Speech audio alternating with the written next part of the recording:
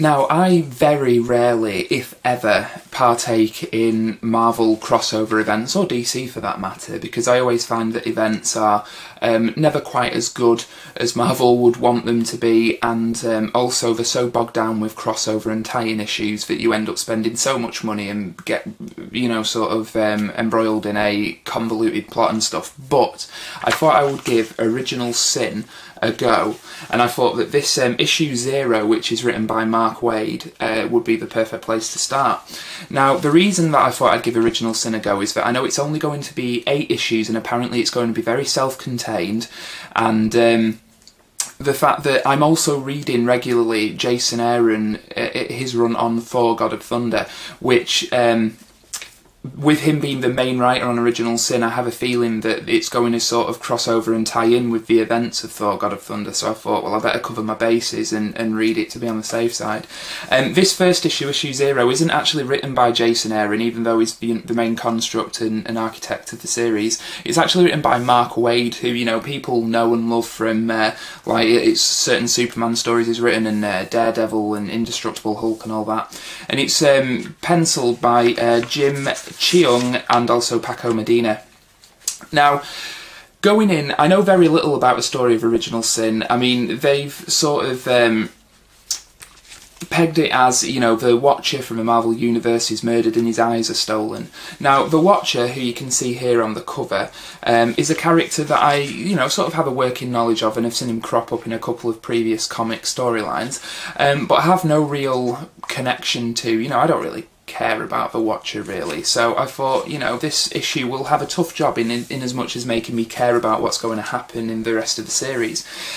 So basically, what I want to say first of all is the artwork by the 2 artists I just mentioned is pretty fantastic, as you can see here. Again, it has a sort of very cinematic quality to it, but it is also very comic booky, quite clean and crisp. I just really enjoy the artwork. I think it's very sort of energetic as well. I thought it was really nice artwork. So anyway, the issue very much focuses on the character of Nova, who is a character, despite having never read any of his solo adventures. I know the character of Nova. I have an idea of his origin story and all that. I've seen him crop up in other stories, and Nova is very much the reader's way into this story. We get a recap of his origin, in case you don't know. We see him sort of talk to the Avengers and basically says, oh, that Watcher who lives on the moon, who never says anything and just watches everything that we do, why does he do that? When Captain America says, you know what, nobody's actually thought to ask him, Nova goes up to the moon to ask him.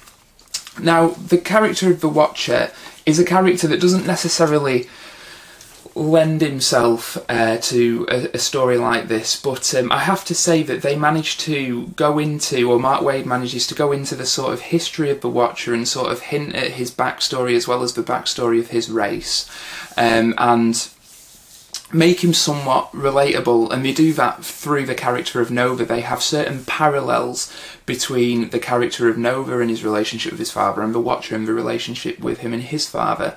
So they find that way to sort of anchor the story and the characters and make you care. And in doing so as well, the dialogue is pretty fantastic. I actually thought the dialogue was really quite funny in this. It's very humorous, it's very Mark Waid. And they do a great job of basically, establishing the character of the Watcher. I don't know how much of an important role sort of Nova's going to have in the rest of the series. I hope that they stick with Nova as being sort of the main character, because I always think that when you have a series like this, a big crossover event, you need an anchor at the centre of it. You need somebody for the reader to, latch onto and have you take you through the story. So I'm hoping that they stick with Nova. I have to say, they managed to, as I say, establish the backstory of the Watcher without laying it on too thick. They leave a lot to sort of mystery. They don't completely pull the curtain back, which I like, because I don't like it when they take a character you know very little about and then just tell you everything about their backstory. but they give you just enough to make you feel for the character. There's a touching moment at the end of the book when it sort of hints at Nova's relationship with his own father, and to be honest, it was a really, really good issue. And if this is indicative of the quality that's to follow, even though it's going to be a different writer, this was Mark Waid and Jason Aaron's going to write the rest, I'll be on board for the rest of Original Sin.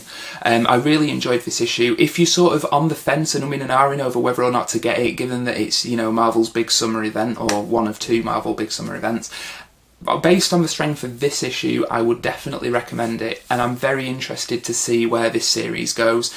So yeah, Original Sin, issue 0 is a really, really good read.